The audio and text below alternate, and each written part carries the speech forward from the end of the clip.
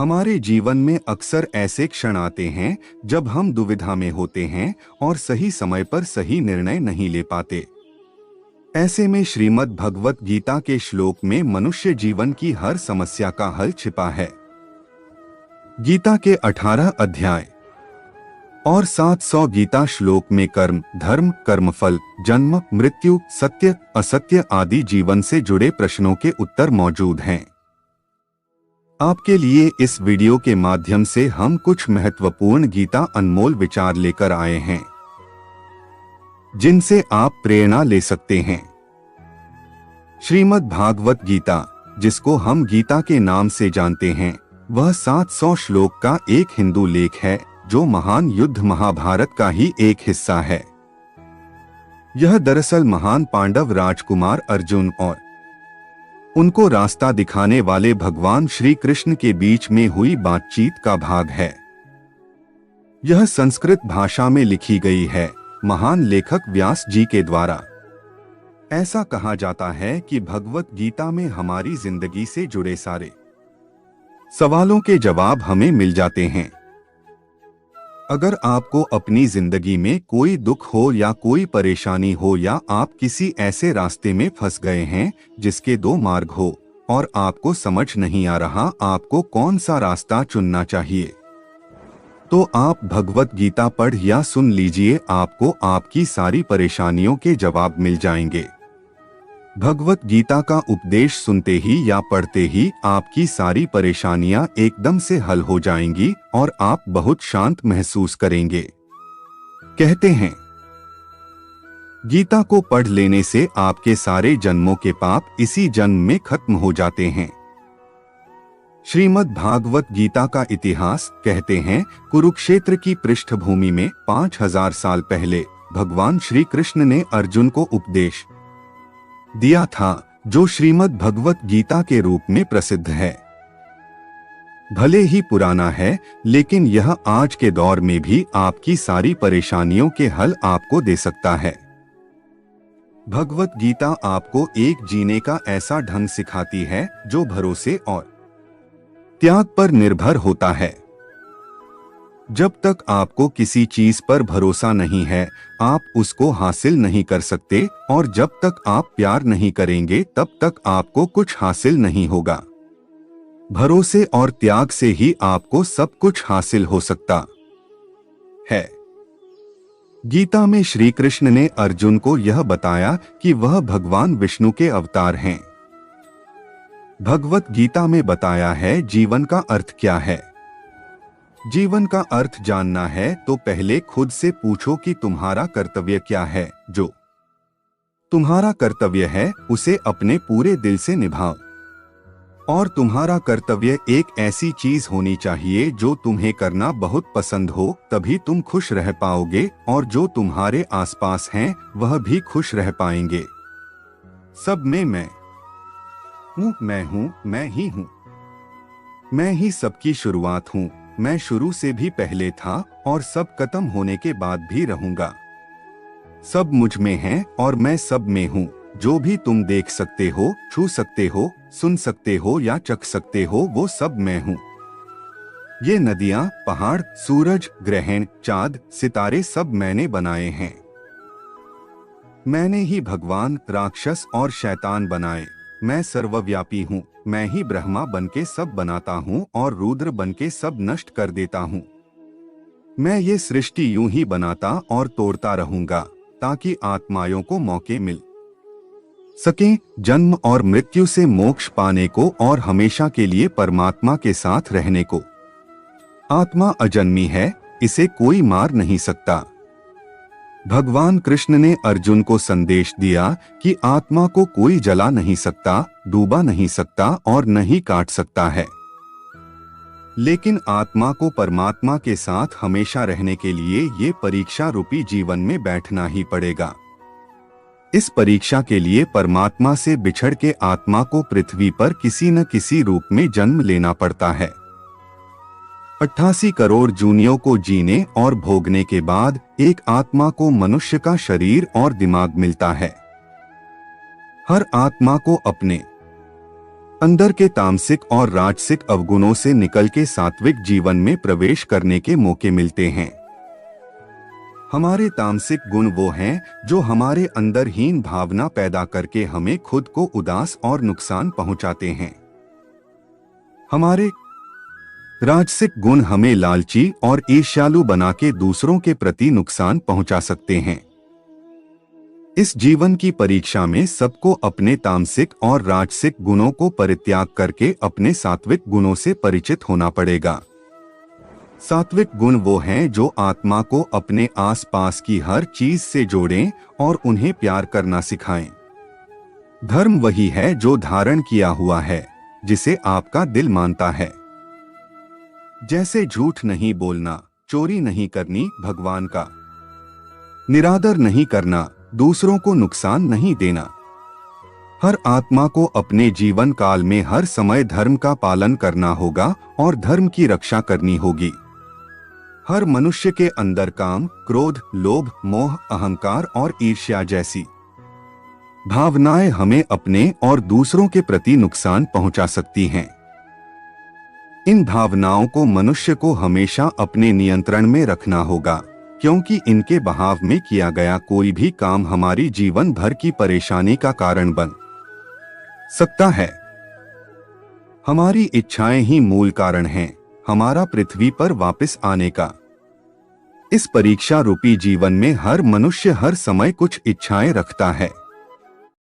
कुछ इच्छाएं एक ही जन्म काल में पूरी हो जाती है, तो कुछ अधूरी रह जाती हैं और उनको पूरा करने के लिए आत्मा को फिर से पृथ्वी पर आना पड़ता है।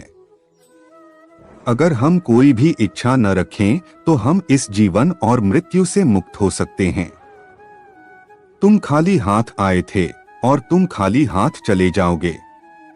परीक्षा का समय खत्म होते ही आत्मा शरीर और अन्य सब वस्तुओं का त्याग कर देती है।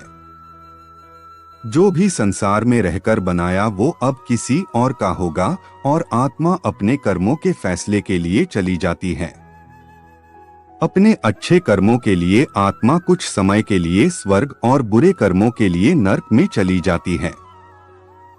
हर जन्म में अपने कई जन्मों के हिसाब से हर आत्मा को कभी अच्छे और कभी बुरे हालातों से जाना पड़ता है। लेकिन जब तक आत्मा परमात्मा के साथ योग को नहीं समझ लेती, वो मुक्ति नहीं पा सकती। शिक्षा और ज्ञान उसी को डोट मिलता है जिसमें जिज्ञासा होती है। अगर आप किसी का आदर करते हो और विनम्रता से उससे सवाल पूछते हो तो आपको ज्ञान मिलता है। ज्ञान लेने के लिए सबसे जरूरी है सवाल पूछना। जब तक सवाल नहीं पूछोगे तब तक कोई ज्ञान नहीं देगा। किताबों में लिखी और सुनी बातों पर भी तर्क करना जरूरी है। सुख दुख का आना और चले जाना सर्दी गर्मी के आने जाने के समान है। खुशी सबकी चाहिए, लेकिन पता किसी किसी को है कि खुशी पानी कैसे है। भगवद गीता में लिखा है कि न सुख ज्यादा देर टिकता है और न दुख, ये मौसम की तरह बदलते रहते हैं। इन्हें सहना सीखना चाहिए। मनुष्य अपने शरीर, दिमाग या दिल से भगवान को पा सकता है। शरीर द्वारा किए कर्मों के माध्यम से परमात्मा को पाने को कर्मयोग कहते हैं। ऐसे कर्म जो परमात्मा की इच्छा से हों और दूसरों के कल्याण के लिए हों। जो हुआ वह अच्छे के लिए हुआ है, जो हो रहा है वह भी अच्छे के लिए ही हो रहा है, और जो होगा वह भी अच्छे के लिए ही होगा। इसलिए आप जिस वजह से उदास हैं उसे भूल जाइए। अगर आपका जॉब इंटरव्यू अच्छा नहीं गया या फिर आपकी रिलेशनशिप अच्छी नहीं चल रही तो ये समझिए ऐसा ही होना लिखा है और ये अच्छे के लिए ही है। ये सब कुछ किसी कारण से ही हो रहा है। आपको भविष्य के बारे में चिंता करने की आवश्यकता नहीं है, न ही आपको अतीत पर ध्यान देना चाहिए। आपके पास केवल वर्तमान पर नियंत्रण है, इसलिए इसे पूरी तरह से जिएं। कर्म करो, फल की चिंता मत करो। भगवद गीता में कहा गया है कि कर्म करते जाओ लेकिन फल की चिंता कभी मत करो। आज हम केवल पैसे के लिए, बेहतर घर, कार और सुरक्षित भविष्य के लिए काम कर रहे हैं। अगर हमें भविष्य में ऐसा नहीं मिलता तो दुख होना लाजमी है। इसलिए काम करते रहें और बदले में कुछ भी उम्मीद न करें। जो लोग दिमाग को नियंत्रित नहीं करते, वह उनके लिए एक दुश्मन की तरह काम करता है। अपने मन पर नियंत्रण रखना अत्यधिक आवश्यक है। अगर आप अपने मन पर नियंत्रण नहीं करते तो आपका ही मन आपके लिए शत्रु का काम करेगा। आत्मा न तो पैदा होती है और न ही वह मरती है। भय और चिंता हमारे दो दुश्मन हैं। जब हमारे भीतर एक डर पैदा हो जाता है तो हम कुछ भी हासिल नहीं कर सकते। ये डर हमारे सपनों और महत्वाकांक्षाओं को मारता है। निडर बनिए, निडर व्यक्ति को कोई नहीं रोक सकता। इसी प्रकार मृत्यु का डर भी बेतुका है, क्योंकि आत्माएं मरती नहीं। मनुष्य अपने विश्वास से बनता है। जैसा वह मानता है वैसे ही वह बन जाता है। आपकी जिंदगी में चाहे कैसा भी समय चल रहा है, आपको हमेशा खुद पर विश्वास रखना चाहिए। समय कितना भी बुरा हो, अगर आपको अपने ऊपर विश्वास है तो वो बाधा भी दूर हो जाएगी। जो लोग दिमाग को नियंत्रित नहीं करते, वह उनके लिए एक दुश्मन की तरह काम करता है। सबसे ज्यादा कठिन है अपने मन को नियंत्रित करना। ये मन बहुत चंचल है। अगर आपका अपने मन पर नियंत्रण है तो आपका अपने ऊपर नियंत्रण है। अगर आपका खुद का मन नियंत्रण में नहीं होगा तो वो आपके लिए आपके दुश्मन की तरह ही काम करेगा। सदैव संदेह करने वाले व्यक्ति को प्रसन्नता ना इस लोक में मिलती है ना ही कहीं और। शक ऐसी चीज है जिसकी वजह से कभी भी किसी को खुशी नहीं मिलती, इसलिए कभी भी किसी पर संदेह मत करो। वासना, क्रोध और लोभ नरक के 3 द्वार हैं। प्रेम, सहिष्णुता और निस्वार्थता को अपने जीवन में लाना चाहिए। अपना अनिवार्य कर्तव्य निभाएं, क्योंकि कर्म करना वास्तव में कर्म न करने से बेहतर है। ये मन ही है जो किसी का मित्र और किसी का शत्रु होता है। एक महान व्यक्ति द्वारा जो भी कार्य किया जाता है, आम आदमी उसके नक्शेकदम पर चलता है, और जो भी मानक वह अपने कार्य द्वारा निर्धारित करता है, उन्हें सारी दुनिया अपनाती है। जो पैदा हुआ है उसकी मृत्यु भी निश्चित है, जैसे जो मृत है उनके लिए जन्म। इसलिए जिसे बदल नहीं सकते उसके लिए शोक मत करो। निस्वार्थ सेवा के माध्यम से आप हमेशा फलदायी रहेंगे और अपनी इच्छाओं की पूर्ति पाएंगे। जब ध्यान में महारत हासिल होती है तो मन एक हवा रहित स्थान पर दीपक की लौ की तरह अटूट होता है।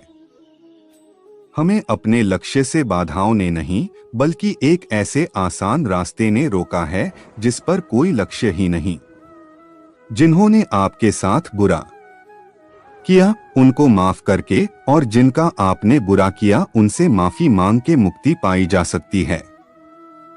जब तक आत्मा इन चारों दरवाजों धर्म, काम, अर्थ और मोक्ष को समझ नहीं लेती, तब तक आत्मा को बार बार इस मनुष्य रूप में आना ही पड़ेगा। श्रद्धा से जब सर झुके तो ख्वाहिशों से दिल खाली हो जाए। गीता के अनमोल वचन से जिंदगी में ज्ञान का दीपक जग जाए। जो व्यक्ति यह जान लेता है कि वो स्वयं कुछ नहीं कर रहा है, उसके हाथों ही कोई महत्व का काम होता है। पेड़ का तना प्राकृतिक घटनाओं की जानकारी देता है, धीरज पुरुष का स्थिर मन ब्रह्मांडीय चेतना की जानकारी देता है।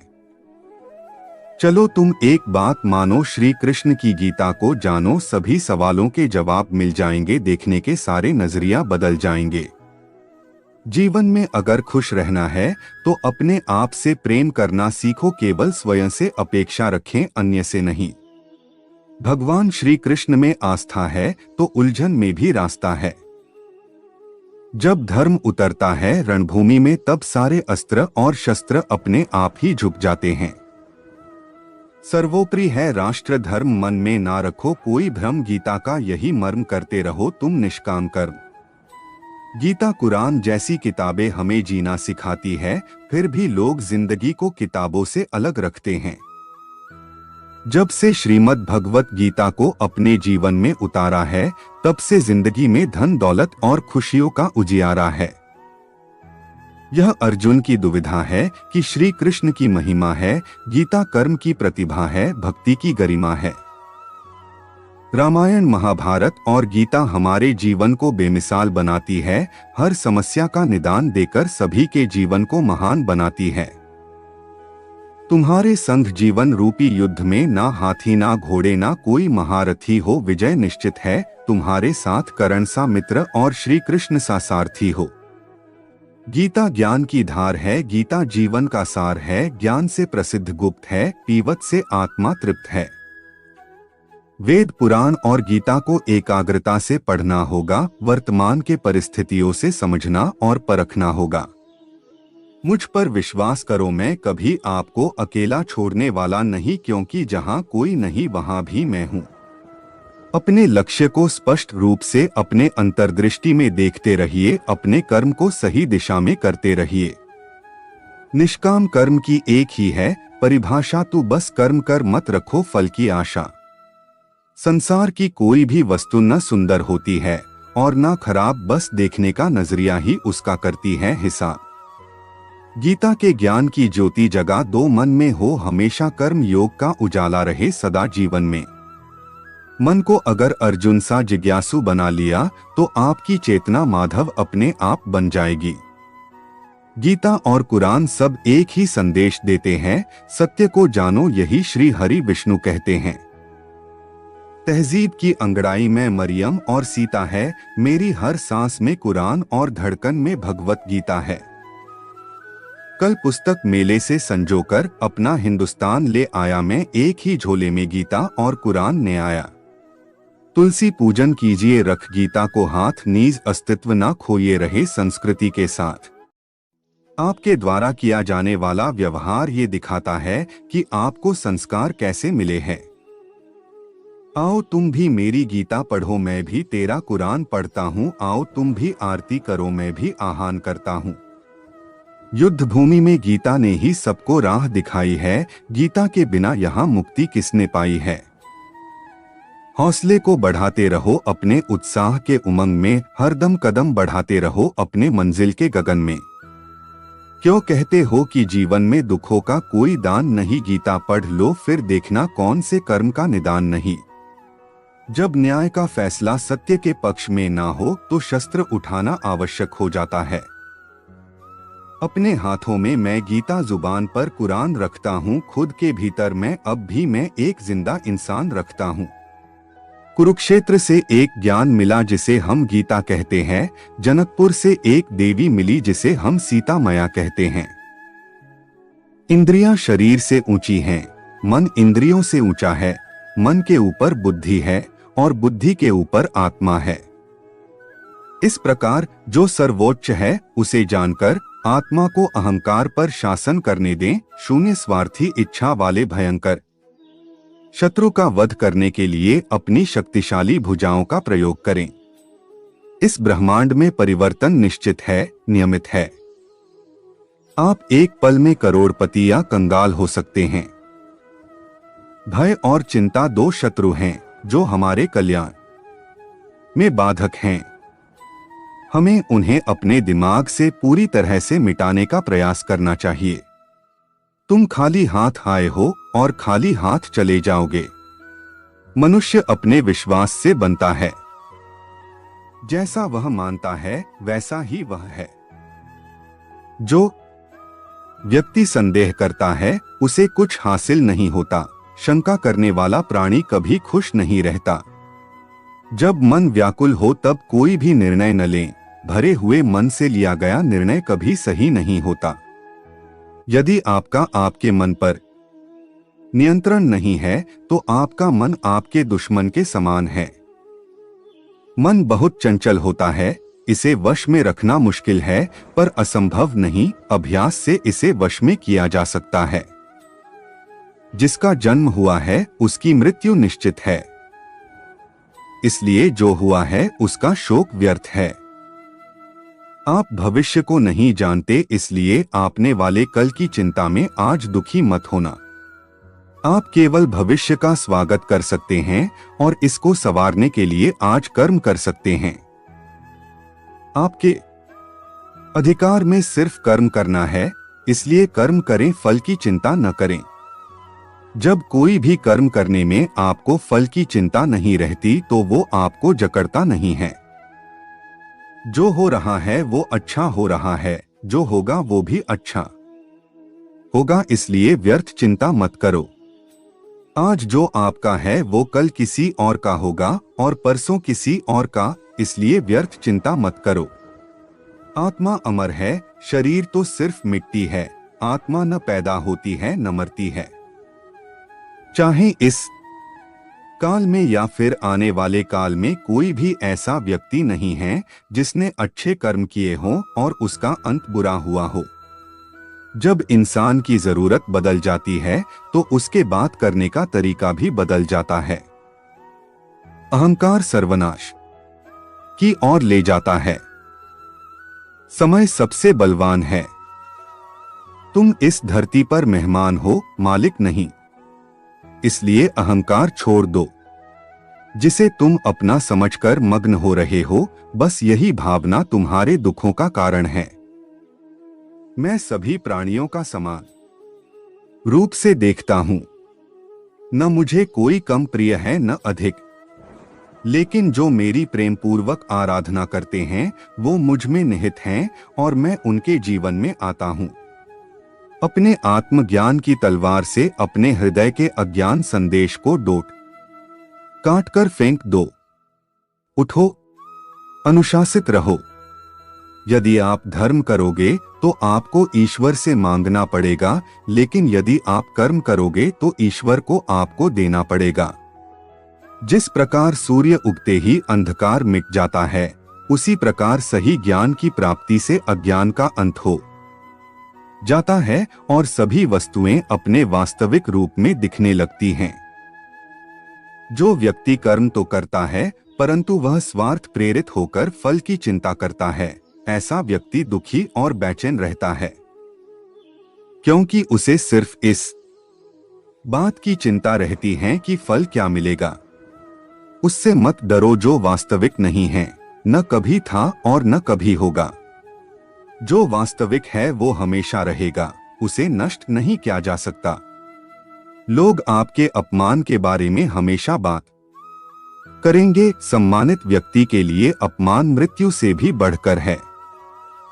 क्रोध से भ्रम पैदा होता है, भ्रम से बुद्धि व्यग्र होती है। जब बुद्धि व्यग्र होती है तब तर्क नष्ट हो जाता है। जब तर्क नष्ट हो जाता है तब व्यक्ति का पतन हो जाता है। किसी दूसरे के जीवन के साथ पूर्ण रूप से जीने से अच्छा है कि हम अपने स्वयं के भाग्य के अनुसार अपूर्ण जिए। जो लोग मन को नियंत्रित नहीं करते, उनके लिए वह शत्रु के समान कार्य करता है। वह जो इस ज्ञान में विश्वास नहीं रखते, मुझे प्राप्त किए बिना जन्म और मृत्यु के चक्र का अनुगमन करते हैं। मन की गतिविधियों, होश, श्वास और भावनाओं के माध्यम से भगवान की शक्ति सदा तुम्हारे साथ है। लगातार तुम्हें बस एक साधन की तरह प्रयोग करके सभी कार्य कर रही है। एक उपहार तभी अच्छा और पवित्र लगता है जब वह दिल से किसी सही व्यक्ति को सही समय और सही जगह पर दिया जाए, और जब उपहार देने वाला व्यक्ति का दिल उस उपहार के बदले कुछ पाने की उम्मीद ना रखे। आत्मज्ञान की तलवार से काटकर अपने हृदय से अज्ञान के संदेह को अलग कर दो। अनुशासित रहो, उठो। मनुष्य अपने विश्वास से निर्मित होता है। जैसा वो विश्वास करता है वैसा वो बन जाता है। श्री कृष्ण ने अर्जुन को गुरु बनकर डांटते हुए कहा, तुम विद्वान की तरह बात करते हो, लेकिन जो विद्वान होता है वह जानता है कि शरीर और आत्मा क्या होती है। इस शरीर का जन्म होता है और जिसका जन्म हुआ है उसका अंत होना निश्चित है, लेकिन आत्मा कभी नहीं मरती, अर्थात आत्मा अमर है। शरीर बाल्यावस्था से तरुणावस्था और फिर वृद्धावस्था में निरंतर अग्रसर होता रहता है और उसी प्रकार मृत्यु होने पर आत्मा दूसरे शरीर में चली जाती है। जो व्यक्ति सुख तथा दुख में विचलित नहीं होता अर्थात सुख दुख में संभाव रखता है, वह निश्चित रूप से मुक्ति के योग्य होता है। किसी और के जीवन की नकल को पूर्णता के साथ जीने की तुलना में अपने भाग्य को अपूर्ण रूप से जीना बेहतर है। जिस प्रकार मनुष्य पुराने वस्त्रों को त्याग कर नए वस्त्र धारण करता है, इसी तरह आत्मा भी पुराने तथा व्यर्थ शरीर को त्याग कर नया शरीर धारण करती है। आत्मा न तो किसी शस्त्र द्वारा खंड खंड किया जा सकता है, न अग्नि द्वारा जलाया जा सकता है, न ही आत्मा को जल गीला कर सकता है और न ही हवा द्वारा सुखाया जा सकता है। आत्मा सदैव शाश्वत, सर्वव्यापी, अविकारी, स्थिर तथा सदैव एक सा रहने वाली है। आपको काम करने का अधिकार है, लेकिन काम के फल पर कभी नहीं। कर्म करो, फल की चिंता मत करो। तुम न तो कभी अपने आप को अपने कर्मों के फलों का कारण मानो और न ही कभी कर्म करने में आसक्त हो जाओ, अर्थात हार जीत की परवाह किए बिना बस अपने कर्म को महत्व दो। क्रोध से पूर्ण मोह उत्पन्न होता है और मोह से स्मरण शक्ति का विभ्रक हो जाता है। जब स्मरण शक्ति भ्रमित हो जाती है तो बुद्धि नष्ट हो जाती है और बुद्धि नष्ट होने पर मनुष्य भवकूप में पुनः गिर जाता है। अपने सभी कार्यों को भगवान पर केंद्रित मन के साथ करें, आसक्ति का त्याग करें और सफलता और असफलता को एक समान नजर से देखें। अध्यात्म का अर्थ है संभाव। तुम गुरु के पास जाकर सत्य को जानने का प्रयास करो, उनसे जिज्ञासापूर्ण होकर विनती करो और उनकी सेवा करो। गुरु तुम्हें ज्ञान प्रदान कर सकते हैं क्योंकि उन्होंने सत्य का दर्शन किया है। तुम्हारे हृदय में अज्ञानता के कारण जो संशय उठे हैं, उन्हें ज्ञानरूपी शास्त्र से काट डालो। जो भक्ति भाव से कर्म करता है, जो विशुद्ध आत्मा है और अपने मन तथा इंद्रियों को वश में रखता है, वह सबों को प्रिय होता है और सभी लोग उसे प्रिय होते हैं। ऐसा व्यक्ति कर्म करता हुआ भी कभी नहीं बांधता। जिसने मन को जीत लिया है, उसके लिए मन सर्वश्रेष्ठ मित्र है, किंतु जो ऐसा नहीं कर पाया, उसके लिए मन सबसे बड़ा शत्रु बना रहेगा। जो ज्यादा खाता है या बहुत कम खाता है, जो ज्यादा सोता है अथवा जो पर्याप्त नींद नहीं लेता, उसके योगी बनने की कोई संभावना नहीं है। एक उपहार तब शुद्ध होता है जब वह दिल से सही व्यक्ति को सही समय पर और सही जगह पर दिया जाता है और जब हम बदले में कुछ भी उम्मीद नहीं करते हैं। कोई भी जो अच्छा काम करता है, उसका कभी भी बुरा अंत नहीं होगा, चाहे यहाँ या आने वाले दुनिया में। वह सुख जो लंबे अभ्यास से आता है, जो दुख के अंत की ओर ले जाता है, जो पहले जहर के समान है लेकिन अंत में अमृत के समान है, इस तरह का सुख अपने मन की शांति से उत्पन्न होता है। हमेशा दूसरों के कल्याण को ध्यान में रखकर अपना काम करें। भगवान की शांति उनके साथ है जिनके मन और आत्मा में सामंजस्य है, जो इच्छा और क्रोध से मुक्त हैं, जो अपनी आत्मा को जानते हैं। भगवत गीता में एक बहुत अच्छी सीख दी गई है। इसमें बताया गया है कि जो होता है अच्छे के लिए होता है और जो हुआ है वह भी अच्छे के लिए ही हुआ है और जो होने वाला है वह भी अच्छे के लिए ही होगा। बिना कारण इस दुनिया में कोई भी चीज नहीं होती है, हर चीज का एक कारण होता है और जो भी कारण होता है वह हमेशा हमारे अच्छे के लिए ही होता है। इसमें यह भी बोला कि आप रोते क्यों हैं, क्या आपने कुछ खोया है?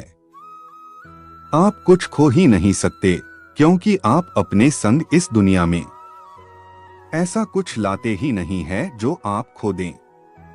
आज आपके पास जो भी है वह सब भगवान का दिया है और आप जो भी ग्रहण करेंगे वह भी भगवान का ही होगा और आप उसे भगवान को समर्पित कर देंगे।